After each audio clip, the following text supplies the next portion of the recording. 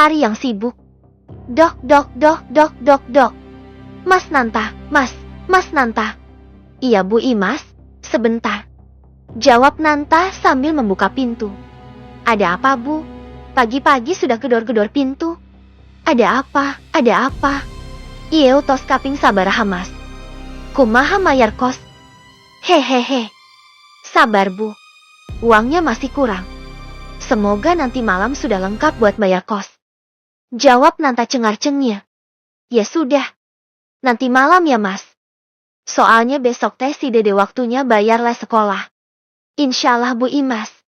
Doakan orderan saya hari ini ramai ya Bu. Aka Nanta adalah pemuda perantauan.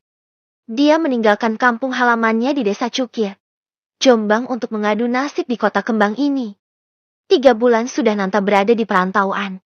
Berbekal motor mati pemberian ibunya, dia mengadu nasib untuk mencari penghidupan yang lebih baik. Sehari-hari Nanta berprofesi sebagai ojek online. Selain itu, dia juga menerima order cuci sepatu. Skill yang dia dapat saat bekerja di sebuah laundry di Jombang. Nanta benar-benar sebatang kara di Bandung. Tak ada teman, saudara, atau kerabat yang dikenalnya di kota ini. Saat menginjakan kaki pertama kalinya di Bandung, dia memanfaatkan Mbah Google untuk mencari kos-kosan. Dari informasi online itulah dia menemukan kos Bu Imas yang berlokasi di daerah Astana Anyar. Beruntung bagi Nanta bahwa di kos Bu Imas ini dia bukan perantauan satu-satunya. Di sebelah kamarnya ditempati Mas Slamet, orang Solo, seorang pedagang mie ayam dan bakso. Di ujung koridor ada Mas Aji, orang Madiun, yang kerja di salah satu hotel di daerah Kopo. Setidaknya, mereka berdua inilah yang menjadi saudara Nanta di Bandung. Saudara sesama perantauan, dan saudara sesama daerah Jawa. Pagi ini Nanta bersiap mengerjakan order cuci sepatu yang dia terima dari Bang Lukas, teman kosnya, orang Atambua yang bekerja sebagai security ban. Mas Nanta. Tiba-tiba Mas Aji sudah muncul di depan kamarnya. Ono opo Mas Aji? Mas tolong antar aku ke hotel. Duh aku kesiangan Mas. Daripada pesan online, aku minta antar sampean aja Mas. Ojo kuatir, tetap tak bayar kok, ayo Mas cepetan. Oke Mas. Tunggu aku ganti baju dinas dulu. Untung saja hotel tempat Mas Aji kerja gak jauh. Jadi mereka tidak harus bermacet ria di jalanan Bandung di saat pagi. Ini Mas uangnya, kembaliannya buat sampean sarapan aja. Matur nuwun yo Mas. Ucap Mas Aji sembari setengah berlari ke dalam hotel. Alhamdulillah. Rezeki memang gak akan kemana. Pagi-pagi sudah dapat charteran. Matur nuwun Gusti. Ucap syukur Nanta dalam hatinya. Setelah membeli sarapan, Nanta segera kembali ke kos-kosannya. Belum juga memasukkan motor, dia sudah dicegat Mbak Novi teman satu kosnya juga. Mas Nanta tolong anterin aku ke kantor dong. Aku males mau bawa motor sendiri. Males banget sama macetnya. Ucap Mbak Novi. Oke Mbak Novi, yuk naik. Sejurus kemudian motor Nanta sudah bergabung dengan ratusan motor lainnya di jalanan. Ini Mas Nanta uangnya. Gak usah kembalian Mas, buat ngopi aja. Makasih ya Mas. Ucap Mbak Novi. Alhamdulillah ya Allah, sepagi ini sudah ada 2 order charteran. Ucap syukur Nanta. Sesampainya di kos, Nanta segera mencuci sepatu Bang Lukas. Karena nanti jam 12 siang Bang Lukas akan berangkat kerja. Minggu ini Bang Lukas dapatnya shift siang. Dengan sangat teliti Nanta mencuci sepatu Bang Lukas. Sebagai security, tentu penampilan Bang Lukas harus terlihat rapi dan bersih. Dipolesnya bagian per bagian dari sepatu itu.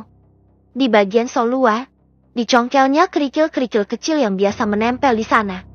Setelah semua proses cuci dan pengeringan selesai, sentuhan terakhir adalah memberikan lotion untuk melembutkan dan membuat warnanya tetap terlihat cerah. Sebelum diserahkan, bagian dalam sepatu disemprot parfum agar sepatu harum saat diterima oleh pemiliknya. Bang Lukas, ini sepatunya sudah selesai. Bersih, harum dan siap pakai Bang. Wah sudah selesai, cepat sekali. Berapa Mas? Ujar Bang Lukas. Kalau harga umum 45.000 Bang. Tapi untuk sesama penghuni kos, 30.000 aja. Nih uangnya Mas. Aku gak perlu kembaliannya. Hahaha.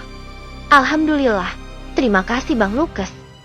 Jawab Nanta dengan rasa syukur. Waktu sudah menunjukkan pukul 13. Nanta mempersiapkan semua keperluan ngojek online-nya. Selepas asyar dia akan memulai perjuangannya mencari rezeki di jalan. Ponsel, charger, powerbank, jaket dinas, sarung tangan, helm penumpang, jas hujan, sandal jepit semua sudah siap. Masih ada 2 jam menuju asyar, sebaiknya aku istirahat dulu aja, ujar Nanta dalam hatinya. Tepat pukul 16 Nanta berangkat dari kos-kostannya. Tujuan pertamanya adalah pom bensin terdekat untuk mengisi BBM. Nanta mengarahkan tujuannya ke daerah sekitaran Jalan Merdeka, salah satu area terpadat di kota Bandung. Biasanya Nanta menerima 2-3 order dari kawasan ini. Namun hingga menjelang azan maghrib Nanta belum mendapatkan order satupun juga. Setelah menunaikan sholat maghrib, Nanta kembali ke area Jalan Merdeka. Tujuannya kali ini Mall XXX. Dia memutuskan berdiam diri beberapa saat di depan mall tersebut, berharap ada order yang akan diterimanya. Maaf bisa antar saya?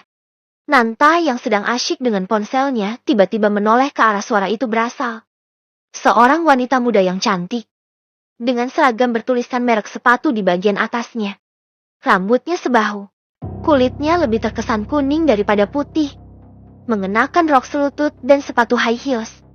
Aroma parfum yang begitu harum menyebar dari tubuhnya. Kok bengong? Bisa antar saya? Ucapnya sekali lagi.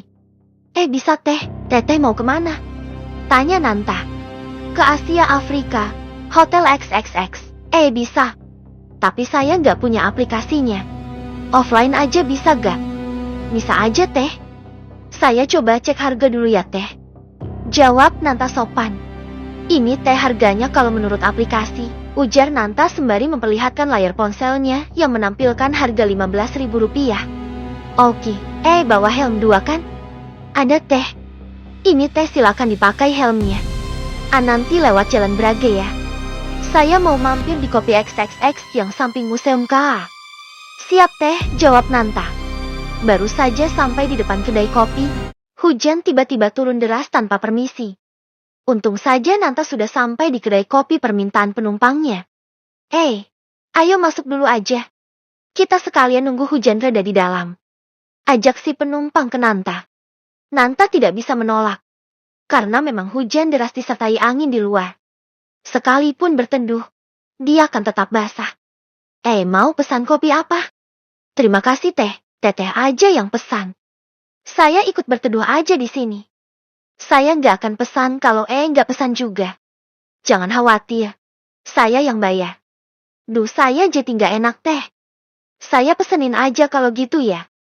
Tak lama kemudian, 2 gelas kopi sudah tersaji di meja Nanta dan penumpangnya. Oh iya, nama saya Leni Mariani. Panggil aja Leni. Saya Arkananta Teh. Biasa dipanggil Nanta. Maaf, Teteh bukan orang Bandung ya? Tanya Nanta. Saya orang Semarang kebetulan ada kerjaan di Bandung. Kalau juga bukan orang sini kan? Kalau saya orang Jombang, Jawa Timur. Hahaha, kalau gitu nggak perlu Teteh lah. Mas Mbak wong podo jone. Ucap Leni sembari tertawa. Hehehe, nih Mbak. Mbak Leni kerja di Bandung sudah lama. Ini baru hari pertama Mas. Saya SPG kontrak. Jawab Leni menjelaskan. Oh alah. Nih Mbak. Saya sendiri baru 3 bulan Mbak di Bandung. Mbak Leni ngekos di mana? Di Hotel XXX itu Mas. Ngekosnya di hotel? Tanya Nanta heran. Sebetulnya itu fasilitas yang disediakan perusahaan Mas. Jadi kontrak kerja SPG saya itu 40 hari. Terhitung dari malam ini.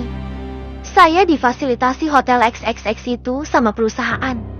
Pasti Mbak ini SPG hebat. Fasilitasnya aja mewah kayak gitu. Ucap Nanta memuji. Biasa aja Mas. Itu keputusan perusahaan yang ngontrak saya. Oh iya Mas. Apa saya bisa minta tolong? Minta tolong apa Mbak? Kalau saya bisa insya Allah saya bantu. Mulai besok tolong jemput saya di mall tadi dan antar lagi ke Hotel XXX. Mas bisa. Kontrak saya kan 40 hari. Berarti tinggal 39 hari lagi Mas. Mas bisa. Serius Mbak? Ya mau banget Mbak. Artinya setiap malam saya kan pasti punya pemasukan. Bener mas mau ya, gak merasa terpaksa kan mas? Ya gak terpaksa tuh mbak, wong dikasih rezeki masa terpaksa, hehehe. Satu lagi mas, mungkin juga saya sesekali minta diantar jalan-jalan sepulang kerja. Apa mas mau ngantar saya jalan-jalan juga? Insya Allah siap mbak. Terus untuk bayarannya gimana mbak? Maaf bukan saya mata duitan cuma memastikan aja mbak. Apa harian atau dibayar di awal atau akhir? Oh iya saya lupa. Biar gampang, anggap aja tarif satu kali jalan itu 20.000. Kalau 40 hari kan berarti 800.000 ya mas. Itu saya bayar di awal. Kalau saya minta jalan-jalan nanti ada tambahannya lagi buat mas. Alhamdulillah kalau gitu mbak. Maaf kalau saya tanya ya mbak. Malam ini saya sudah janji bayar kos soalnya. Gak apa-apa mas. Ini uang ojeknya saya bayar di awal ya. Sembari Leni mengeluarkan uang 100 ribuan 8 lembar. Alhamdulillah ya Allah, matur nuwun sangat Mbak Leni. Ucap Nanta sembari menempelkan uang di dahinya. Mas, besok habis maghrib ya jemput saya. Ucap Leni mengingatkan. Nih Mbak, saya akan di lokasi sebelum maghrib. Mungkin aja Mbak selesai kerja lebih awal. Saya gak mungkin keluar mall sebelum maghrib mas, pasti setelah maghrib. Jawab Leni sembari tersenyum. Hujan sudah reda mas. Kita pisah di sini aja. Aku tinggal nyebrang aja kok. Ucap Leni. Lo jangan mbak, saya antar aja. Ucap Nanta. Sudah gak perlu, sudah dekat ini kok mas. Oh iya ini buat beli makan malam. Mas belum makan malam ini? Ucap Leni sembari menyerahkan 2 lembar uang 100 ribuan. Waduh mbak yang tadi aja sudah lebih dari cukup, kok malah ditambahi lagi. Beri aku kesempatan berbuat baik mas. Supaya jalanku tak berat dengan dosa. Jangan lupa makan malam ya. Terima kasih atas kebaikanmu Mas Nanta. Jangan lupa juga jemput aku besok habis maghrib ya, ucap Leni sembari berjalan keluar meninggalkan kedai kopi. Meninggalkan Nanta yang masih menata barang-barangnya. Nanta segera menyusul Leni keluar kedai. Namun sesampainya di luar, Nanta tak lagi melihat sosok Leni. Mungkinkah ia menyeberang dan berjalan begitu cepat, pikir Nanta keheranan. Bayangan Leni. Tak habis ucap syukur Nanta pada sang pencipta. Bagaimana tidak sedari pagi hingga malam, ia menerima limpahan nikmat yang begitu banyak dan tak diduga-duga. Bu Imas sudah menagih uang kosnya sejak pagi. Pada saat itu, Nanta tidak terpikir akan mendapat tambahan uang dari mana, selain dari ikhtiarnya ngojek online dan cuci sepatu. Mas Aji dan Mbak Novi memberinya masing-masing 50.000 rupiah. Begitupun dengan Bang Lukas yang membayar jasa cuci sepatunya 50.000 rupiah. Malamnya, Nanta bertemu dengan Leni, pengguna layanan ojek online-nya. Dari Leni bahkan ia menerima total 1 juta rupiah. Dengan pemasukan yang diterimanya kemarin, dia bisa menepati janjinya ke Bu Imas untuk membayar kos. Di balik semua rezeki yang diterimanya, Nanta masih sangat kepikiran tentang Leni. Siapakah wanita itu sebenarnya? Dengan mudahnya dia membayar 800 Rp untuk layanan jemput pulang kerja selama 40 hari dan itu pun masih ditambah uang tips untuk makan malam 200.000. Nanta melihat Leni sebagai orang mampu. Ditunjang dengan tampilan fisiknya yang menandakan bahwa ia orang dari golongan kelas atas. Dari tampilan, gaya berdandan, gaya bicara, dan fasilitas hotel XXX-nya, Leni tidak mungkin bisa disebut dari golongan rata-rata. Namun, mengapa dia bekerja sebagai SPG? Bahkan menjadi bos dari sebuah perusahaan pun dia sangat pantas. Begitu banyak pertanyaan di kepala Nanta tentang sosok Leni yang sebenarnya. Kenapa aku tadi tak meminta nomor HP-nya ya? Kalau saja tadi aku minta, mungkin aku bisa menggali banyak informasi tentang dia melalui chat. Ucap Nanta dalam hatinya. Hei malam-malam melamun, mikirin cewek ya? Kata Mas Slamet membuyarkan lamunan Nanta. Hahaha, iya Mas. Mas Slamet ini ngerti aja kalau aku lagi mikirin cewek. Apalagi yang mau dipikirin bujang seperti kamu kalau gak masalah cewek, hahaha. Tapi aku yo bingung ini Mas, ceweknya itu baik buangit. Tapi terkesan misterius loh Mas. Misterius PT Mas Nanta. Nanta lalu menceritakan pengalamannya bertemu Leni tadi kepada Mas Slamet. Mas Slamet pun bersungut-sungut mendengar cerita Nanta. Mungkin aja si Mbak E itu tadi memang anak orang kaya Mas. Tapi nyamar kerja jadi SPG. Dia minggat karena gak mau dijodohkan sama orang tuanya. Walah sampeyan kebanyakan nonton sinetron Mas. Tapi Mas, kamu gak pingin traktir aku kopi apa? Duitmu kan banyak. Hehehe. Ada maunya tuh. Tapi yo gak apa-apalah. Ayo Mas tak traktir kopi sama gorengan sak waregmu. Jawab Nanta mengajak Mas Slamet. Nanta dan Mas Slamet kemudian bersiap menuju warung kopi milik Kang Koswara. Jalan kaki aja Mas Nanta. Gak usah naik motor. Meos Mas kalau jalan, jalannya becek, habis hujan. Kata Nanta. Ada jalan pintas. Sampeyan belum tahu teh, gak jauh kalau lewat sana. Lagian jalannya paving, gak bakalan becek. Kata Mas Slamet meyakinkan Nanta. Yowis lah kalau gitu ayo Mas.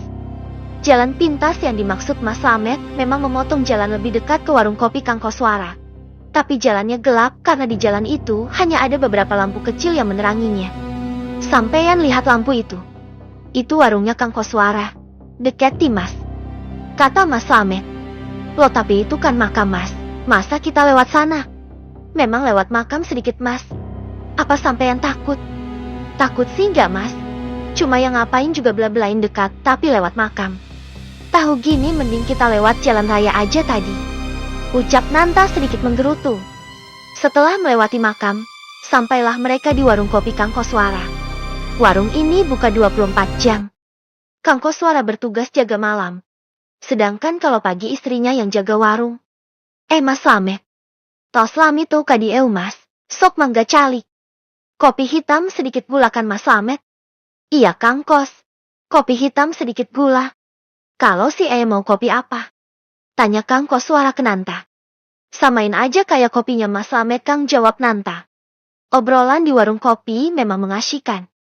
Mereka tak sadar kalau waktu sudah menunjukkan jam 1:30. Mas sudah jam 1:30 pagi sekarang. Mas Slamet mau pulang jam berapa? Tanya Nanta ke Mas Slamet. Apa sampean sudah ngantuk? Aku sebenarnya masih belum ngobrol sama Kang Kos. Kata Mas Slamet. Apa aku pulang duluan ya? Mas kalau masih lanjut di sini gak apa-apa. Aku besok sudah janji mau nganter Mbak Novi ke kantornya sekalian kirim makanan buat saudaranya di Gede Bage. Aku khawatir ngantuk kalau gak tidur Mas. Ujar Nanta menjelaskan. Oh ya wis kalau gitu sampean pulang duluan. Aku masih ngomongin bisnis sama Kang Koswara. Mau lewat jalan besar apa jalan pintas? Tanya Mas Slamet. Ya jalan pintas aja Mas biar cepet, jawab Nanta. Ada perasaan merinding juga sebenarnya menyelimuti Nanta. Saat dia harus pulang sendiri melewati daerah pemakaman. Tapi Nanta menguatkan hatinya untuk berani dan berjalan lebih cepat. Dengan keberanian yang dipaksakan, akhirnya Nanta telah berhasil melewati area makam. Namun Nanta masih harus melewati jalan pavling yang gelap. Nanta bersenandung kecil sekedar mengusir sepi dan rasa takutnya. Kini langkahnya sudah semakin mendekati kos-kosannya. Sesaat dia memfokuskan pandangannya ke pagar rumah kosnya. Dia melihat sesosok orang berdiri di depan pagar. Awalnya dia berpikir bahwa itu orang yang akan berangkat ke pasar. Namun semakin dekat langkahnya, semakin Nanta seakan tak percaya dengan pandangannya. Ia melihat bahwa sosok itu adalah Leni. Penumpang yang dijemputnya semalam itu tampak masih menggunakan seragam kerjanya. Seakan tak percaya, ia menggosok matanya. Apakah dia sedang mengantuk atau berhalusinasi? Namun sesaat kemudian Nanta tak lagi melihat sosok yang baru saja dilihatnya. Aku sudah sangat mengantuk, hingga membayangkan wanita cantik itu datang menemuiku. Ucapnya dalam hati. Nanta segera masuk kamar dan membaringkan badannya di atas kasur. Matanya sudah nyaris tak bisa diajak kompromi. Dalam keadaan setengah sadar, dia mendengar seseorang memanggilnya. Mas tolong aku, Mas tolong aku. Nanta yang sudah dikuasai kantuk pun tak mempedulikannya. Dalam sekejap dia pun telah terbawa ke alam tidurnya. Nanta terbangun sedikit lebih siang dari biasanya. Ia terlampau larut untuk tidur hingga jam bangunnya jadi ikut terlambat. Bergegas ia mandi bersiap untuk mengantarkan Mbak Novi ke kantornya. Sudah siap Mas? Tanya Mbak Novi ke Nanta. Siap Mbak. Jawab Nanta sembari menyerahkan helm ke Mbak Novi. Sesampainya di kantor, Mbak Novi menyerahkan kotak makanan yang harus dikirim Nanta ke rumah saudaranya. Ini kotak makanannya ya Mas. Alamat sama share lokasinya sudah aku chat ke Mas Nanta. Di sana sudah ada yang nunggu Mas datang. Jadi Mas gak akan lama-lama ngetuk pintunya. Dan ini ongkosnya, ucap Mbak Novi. Terima kasih Mbak Novi. Saya langsung berangkat kirim paketnya, jawab Nanta. Nanta melihat share lokasi alamat yang harus ditujunya, memastikan dia ke arah yang benar. Oke, Kidebage, bismillah, ucapnya dalam hati. Nanta segera menarik tuas gas motornya, berbaur dengan jutaan kendaraan lain yang selalu memberikan pemandangan kemacetan di kota Bandung. Dalam perjalanan itu terlintas sesaat bayangan Leni yang dilihatnya dini hari tadi. Juga tentang suara yang didengarnya. Ia yakin semua hanya halusinasinya semata karena rasa kantuknya yang sudah teramat sangat. Ah sudahlah, fokus aja menjemput rejeki, ucap Nanta memotivasi dirinya sendiri. Rasa ingin tahu enak ente ya. Setelah melewati perjuangan di tengah kemacetan, Nanta akhirnya menemukan lokasi rumah saudara Mbak Novi yang berada di daerah Gedebage. Permisi, paket, ucap Nanta. Benar kata Mbak Novi. Dia tak harus menunggu terlalu lama untuk dibukakan pintu oleh pemilik rumah. Maaf Mbak, saya disuruh Mbak Novi mengantarkan kotak makanan ini ke sini, tolong Mbak periksa dulu, ucap Nanta sopan.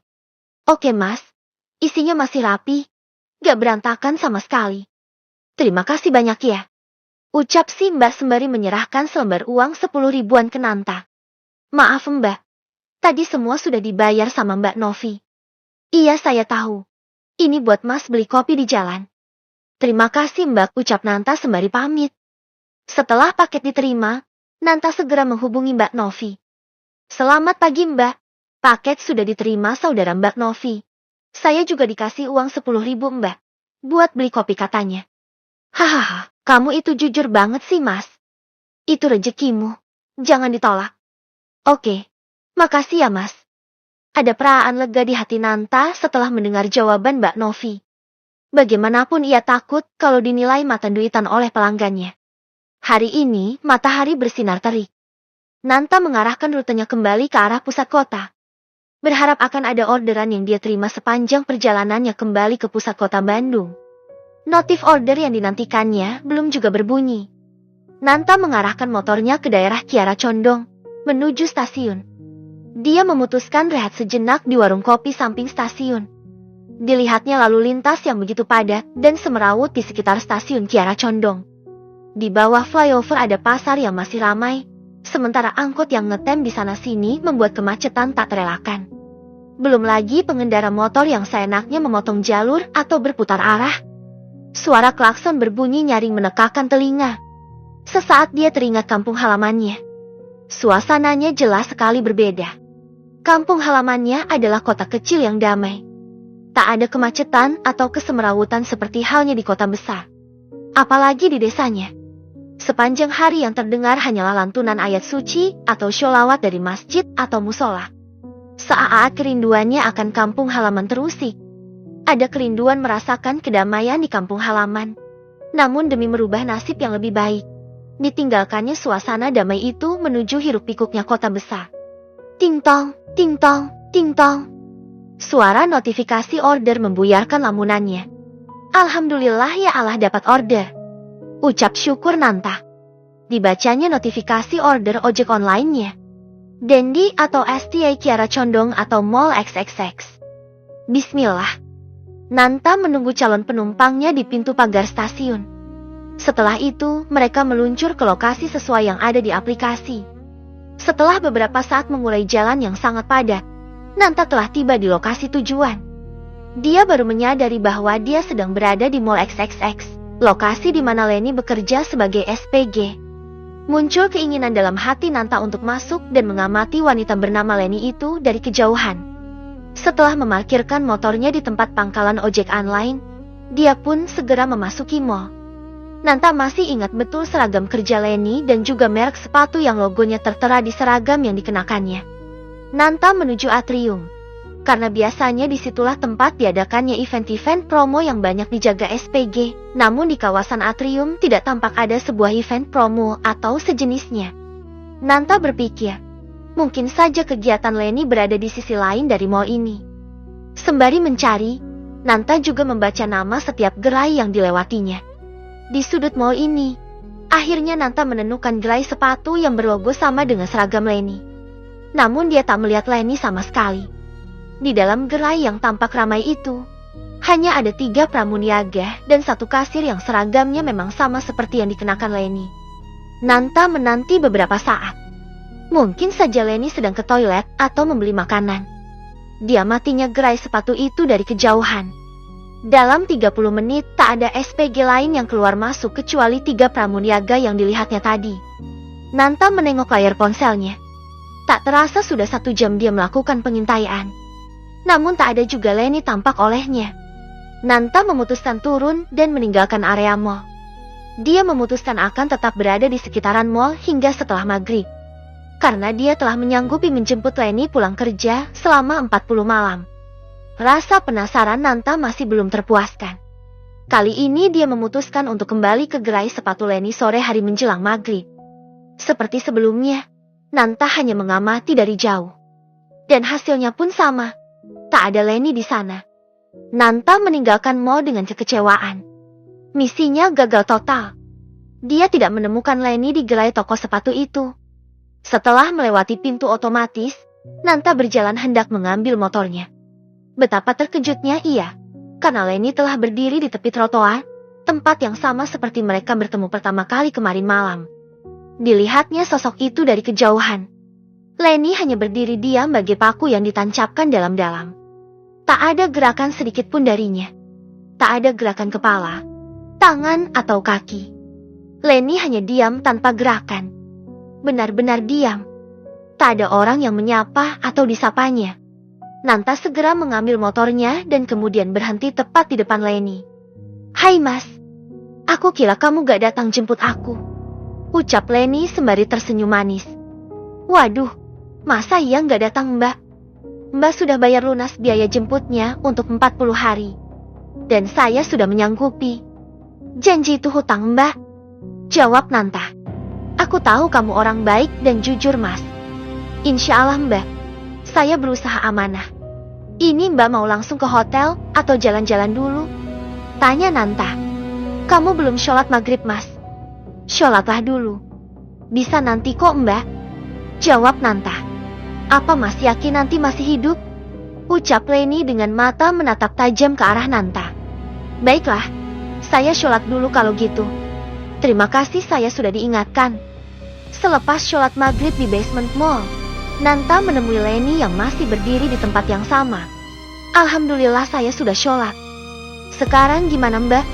Mau langsung ke hotel atau jalan-jalan?" "Kalau jalan-jalan dulu boleh mas. Aku bosan di hotel terus." "Boleh aja mbak. Mbak mau kemana?" "Keliling aja mas. Pokoknya nggak langsung ke hotel," jawab Leni. Setelah menyerahkan helm, Nanta segera menarik tuas gasnya. Karena tidak ada tujuan spesifik, Nanta mengajak Leni berputar-putar kota Bandung. "Mas aku kedinginan," ucap Leni. Nanta segera menepikan motornya. "Maaf mbak, saya gak ada jaket lain selain yang saya pakai. Kalau mbak mau, pakai aja jaket saya ini," ucap Nanta menawarkan. "Terus mas pakai apa? Udaranya sedang dingin loh mas." "Saya orang jalanan mbak. Saya sudah biasa dengan dingin atau panas," jawab Nanta sembari menyerahkan jaketnya. "Matur nuwun mas." "Sami-sami mbak." "Oh iya maaf. Apakah kaki mbak gak dingin juga? Saya ada kain kalau mbak mau pakai." "Kalau ada boleh mas." "Hehehe." Nanta membuka jok motor dan mengeluarkan kain jarik warna coklat dari dalamnya. "Ini kain jarik ibu saya. Beliau selalu meminta saya membawanya kemanapun juga. Kalau mbak mau pakai buat nutupin kaki monggo mbak." "Gak mas. Gak, aku gak mau pakai kain itu. Cepat masukin lagi ke dalam motormu," jawab Leni setengah ketakutan. "Kenapa mbak? Kok mbak kayak ketakutan gitu?" "Gak apa-apa mas. Itu kain dari ibumu. Banyak doa ibumu di dalam kain itu. Kamu harus jaga baik-baik kain itu mas. Gak pantas rasanya aku pakai. Apalagi buat nutup kaki mas. Sekarang balik hotel aja deh mas. Tapi seperti biasa beli kopi dulu ya." "Baik mbak." Di kedai yang kemarin, duduk di meja yang sama dengan menu yang juga sama. "Mbak, apa boleh saya minta nomor HP-nya mbak?" tanya Nanta memberanikan diri. Aku sudah nggak pakai HP mas. Mas lihat sendiri mana ada aku pegang HP. Kok aneh mbak? Kan sekarang semua butuh HP buat komunikasi. Misal saya mau hubungi mbak pas saya terlambat jemput gimana? Tanya Nanta. Percaya saja pada hatimu mas. Dan aku akan tahu apakah kamu datang terlambat atau tepat waktu. Mbak Leni itu masuk kerjanya jam berapa? Kenapa mas? Apa karena kamu tadi cari aku ke toko? Jawab Leni sambil tersenyum. Kok mbak tahu? Padahal mbak gak di toko tadi kan? Gak perlu mas cari aku ke toko. Jemput aja aku setelah maghrib. Ini sudah malam mas. Pulanglah. Sebentar lagi hujan turun. Hujan mbak? Tapi langitnya cerah banget di luar. Jawab Nanta heran. Belajarlah percaya hatimu mas. Segeralah pulang. Setelah ini hujan deras dan angin akan datang. Aku masih mau di sini. Kata Leni serius. Nanta tak lagi berani membantah. Ia segera menyiapkan barang-barangnya dan keluar meninggalkan kedai. Bagaimanapun Leni ini adalah pelanggan yang harus dihormatinya. Sembari memakai helm, dilihatnya Leni kembali diam mematung tanpa gerakan sedikit pun. Padahal sesaat sebelumnya gadis itu masih berbicara dan mengaduk-aduk gelas kopinya. Seperti yang Leni katakan, hujan deras dan angin tiba-tiba saja datang menyapa. Untunglah saat itu Nanta telah berada di parkiran kosnya. Dia segera berlari ke arah kamar. Dibukanya helm, masker, jaket, dan sarung tangannya. Leni, siapakah kamu sebenarnya? Ucap Nanta dalam hatinya. Jangan banyak bertanya mas. Hujan deras disertai angin kencang semalam memberikan efek yang tidak kecil. Banyak dilaporkan. Kota Bandung nyaris lumpuh. Banjir hampir di semua titik. Ditambah banyaknya pohon tumbang menambah keadaan semakin buruk. Banjir yang menggenang kota Bandung. Termasuk di dalamnya adalah pemukiman-pemukiman penduduk. Angin kencang memporak-porandakan banyak bangunan, kios, dan juga tenda-tenda PKL. Pun termasuk di kos-kos Nanta. Suasana kacau terlihat di sana-sini.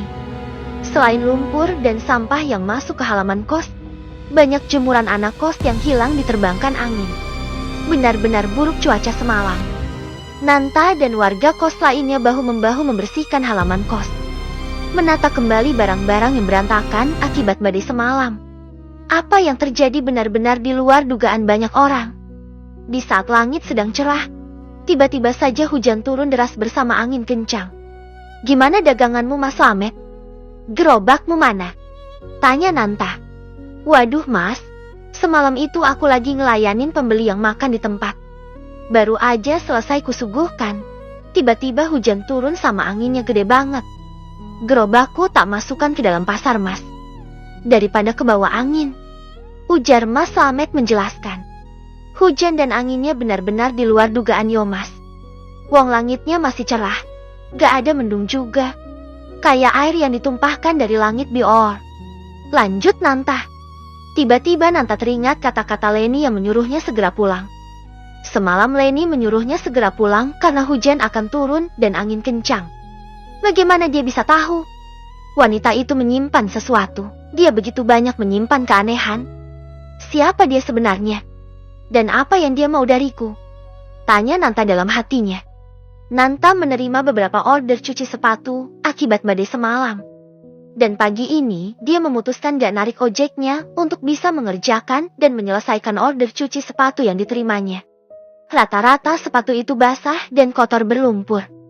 Nanta harus bekerja ekstra untuk membuat sepatu-sepatu itu kembali bersih. Dung ding dung, dung ding dung. HP Nanta menerima panggilan masuk. Dilihatnya nama Mbak Novi di layarnya. Selamat siang Mbak Novi. Siang mas. Hari ini sibuk gak? Ini lagi kerjain cuci sepatu mbak.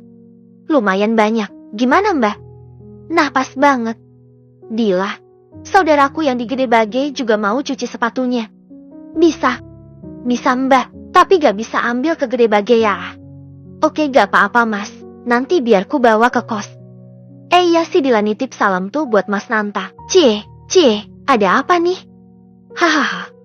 Gak ada apa-apa mbak, sumpah gak ada apa-apa. Santai aja lagi mas. Hahaha. Oke makasih ya mas. Sampai ketemu nanti di kos. Siap Mbak Novi. Hadeh, ada-ada aja. Orang secantik Mbak Dila kirim salam ke tukang cuci sepatu. Orang kaya kadang memang suka aneh-aneh, ucap Nanta dalam hatinya. Tidak terasa hari sudah sore. Kerjaan cuci sepatu Nanta juga belum seluruhnya selesai. Masih ada beberapa sepatu yang harus dihilangkan lumpurnya dulu. Sementara yang sudah bersih sedang dikeringkan dengan bantuan kipas angin. Waktu sudah menunjukkan jam 16:32. Nanta segera merapikan peralatan cuci sepatunya. Dia harus bersiap menjemput Leni di Mall XXX. Kali ini Nanta membawa satu jaket cadangan untuk jaga-jaga kalau Leni membutuhkannya lagi. Perjalanan menuju Mall XXX sore ini ternyata jauh lebih padat dan merayap. Di beberapa sisi jalan masih terlihat sisa-sisa amukan hujan dan angin semalam. Ditambah lagi sampah yang bertumpuk di mana-mana dan mengeluarkan bau yang menyengat. Terlihat beberapa pedagang masih bekerja membenahi kiosnya yang rusak. Beberapa terlihat sedang membersihkan sisa lumpur yang memenuhi halaman rumahnya. Nanta masih berkutat dengan pertanyaan di dalam pikirannya. Bagaimana bisa Leni mengetahui bahwa akan ada hujan dan angin semalam? Bahkan BMKG pun tidak mengeluarkan peringatan awal terjadinya badai ini. Sebelum menjemput Leni, kali ini Nanta menunaikan sholat maghrib dulu. Entah kenapa perasaannya terasa tak tenang sepanjang perjalanan.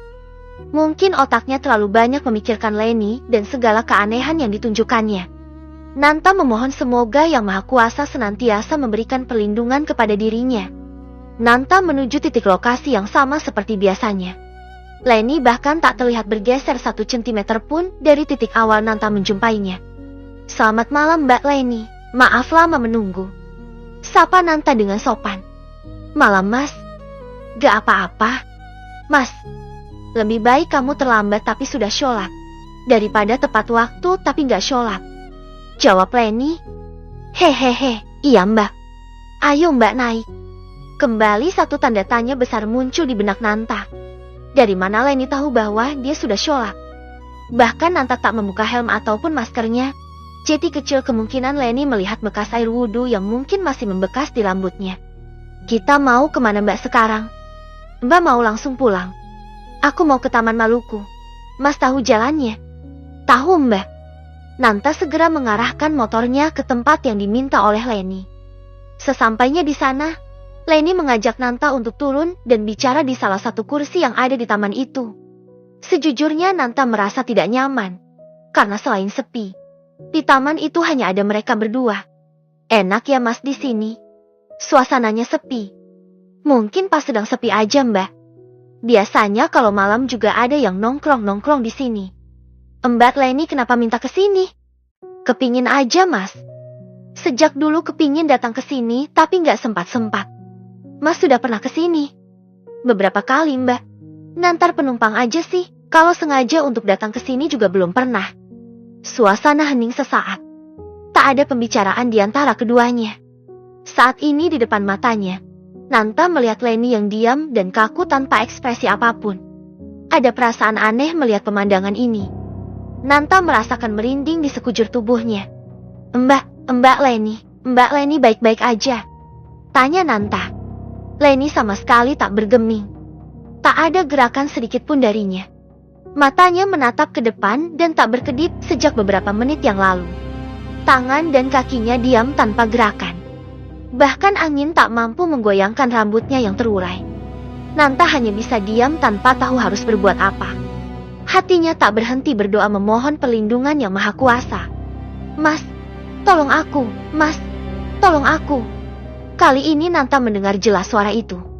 Suara yang sama dengan yang didengarnya beberapa malam yang lalu. Namun saat itu dia menganggap dirinya berhalusinasi karena mengantuk. Namun kali ini dia yakin bahwa dia sedang sadar sesadarnya. "Mas, tolong aku, Mas, tolong aku."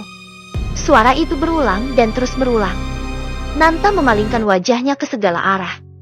Namun ia tak melihat apa-apa kecuali Leni yang masih mematung dan membisu di hadapannya. Ditatapnya wajah Leni yang duduk di hadapannya. Wajah berkulit kuning langsat itu tampak lebih pucat dari biasanya. "Mbak Leni, Mbak baik-baik saja? Kenapa dari tadi Mbak hanya diam dan tidak berbicara?" Mbak Leni gak enak badan. "Mbak sakit? Apa Mbak perlu sesuatu?" Leni masih saja diam tanpa suara dan tanpa ada gerakan sedikit pun. Nanta merasa semakin tidak nyaman dengan situasi ini. Ingin dia pergi dan meninggalkan Leni di taman ini. Namun hati kecilnya melarangnya. Nanta merasakan bahwa perasaannya takut melihat ini semua. Namun akalnya mengatakan sebaliknya. Nanta semakin tertantang untuk mengetahui siapa gadis ini sebenarnya. Mbak baik-baik aja kan? Kenapa Mbak diam terus dari tadi? Mbak ini siapa sih sebenarnya? Jangan banyak bertanya, Mas. Tiba-tiba Leni bicara dengan suara yang keras dan membentak Nanta. Ditolehnya Nanta dengan tatapan mata yang tajam. Dengan matanya nampak membesar. Keteguhan NANTA. Begitu terkejutnya Nanta dengan apa yang